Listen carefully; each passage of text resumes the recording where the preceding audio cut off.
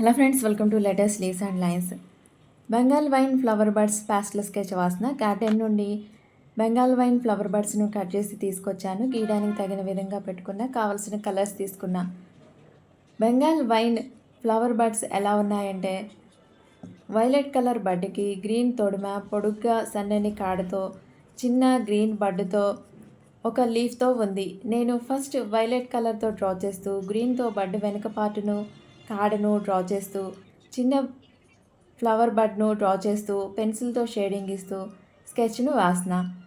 Sketch వేశాక దాని పక్కన ఉన్న పైన కనిపిస్తున్న విధంగా బడ్ పక్కన షాడోను గీస్తే స్కెచ్ ఎంబోజ్ అయి ఉన్నట్లుగా డైమెన్షన్స్ తెలుస్తాయి.